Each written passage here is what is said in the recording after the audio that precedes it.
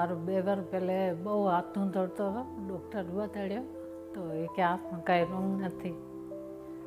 તો પછી 2 વાર થોડો હતો, બહુ થઈ ગયો હતો. પછી તો મારથી ગ્લાસ નહોતો ગણાતો, ચાય નથી ગરાતી, કાંઈ નહોતું થતું. હાથમાં વાઇબ્રેટ થતો હતો.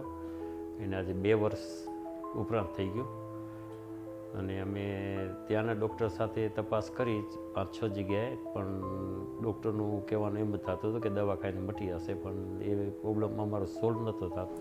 અમારી પાસે એક ઇન્ડિયન ઓરિજિનના લેડી આવ્યા હતા જે ઓસ્ટ્રેલિયામાં રહેતા હતા. એમને ઇસેન્શિયલ ટ્રેમર નામની બીમારી હતી. સાદી ભાષામાં કહું તો ધ્રુજારી હતી એમને. આ ધ્રુજારીના લીધે એ પોતાના વર્કપ્લેસ ઉપર રજિસ્ટરમાં રોજ સાઇન કરવાની હોય છે એમને. સો એ સાઇન નહોતા કરી શકતા, કારણ કે એમની સાઇન કરવા જાય તો સિગ્નેચર સરખા નહોતા થતા પહેલાં જેવા.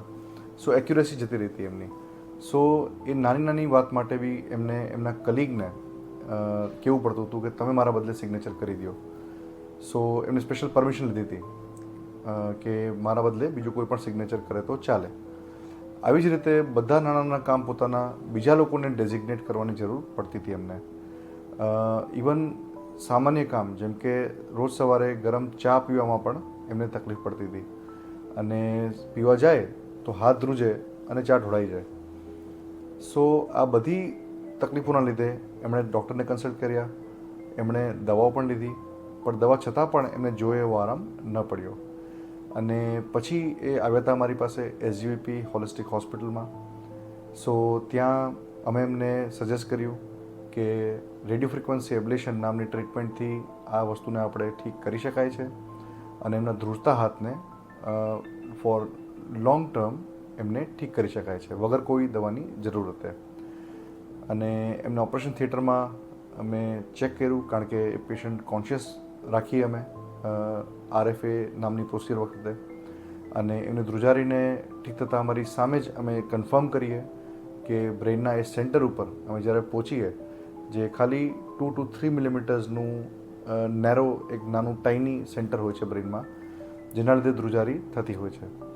સો એનું જડમૂળથી ઇલાજ કરવા જેવી વાત આ થઈ. સો ઓપરેશન થિયેટરમાં અમે કન્ફર્મ કરીએ કે સેન્ટર પર જેવા પહોંચ્યા અમે અને એ પ્લેસને સ્ટિમ્યુલેટ કરીએ, સો એ વખતે ધ્રુજારી એમની ઠીક થવી જોઈએ, અને એ થઈ. અને એ હાથ સ્થિર થતાં જ અમે કન્ફર્મ કરીએ કે અમે એ જગ્યાએ પહોંચી ગયા છીએ.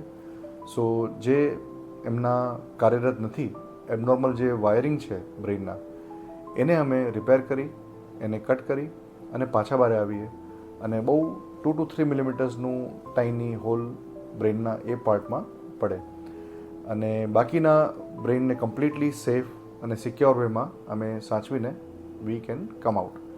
આ પ્રોસિજર દ્વારા એમનો હાથ સ્થિર પણ થયો, એ પોતાનું રોજિંદુ કામ જાતે કરતા થયા, અને અમે બહુ ખુશ છીએ કે એ અને એમના હસબન્ડ, એમનું પરિવાર પોતે આત્મનિર્ભર રહી શકે છે, અને એમનું સ્વાભિમાન એમને પાછું મળ્યું આ પ્રોસિજરના લીધે.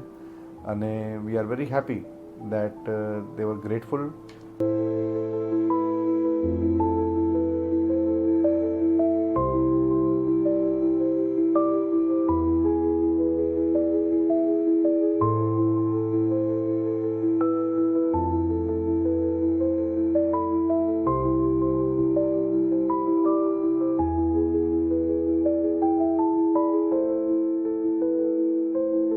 પ્રસન્ન કરતે કરતે મને લખાવતા હતા, બધું મને ખબર પડતી હતી.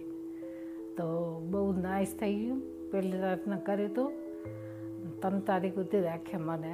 બહુ એકદમ સગવડ સારી આપી. ડૉક્ટર બધા ફાઇન હતા, નર્સો ફાઇન હતી, અને બધું જ થઈ ગયું મને. તો એ બધું પ્રોસેસ જે પ્રમાણે એમને એને કીધું હતું એ પ્રમાણે થતું ગયું, હાલું ગયું. 2 કલાક રહી અને એ મારી વાઈફને બહાર કાઢી, અને પછી મેં મારી વાઈફને મારી રીતે જ પૂછ્યું. મેં કીધું તને કેવું લાગે છે? તો મારી વાઈફ મને પોતે જ કીધું, કોન્ફિડન્ટથી કીધું એ કે ના, મને ઘણો ફરક પડી ગયો. 1.5 કલાકની અંદર તો મને બહુ ઓલું થઈ ગયું. મારી વાઈફનું જે કાંઈ કાર્ય કર્યું હોય બ્રેનમાં એ એકદમ 100% સક્સેસફુલ થયું.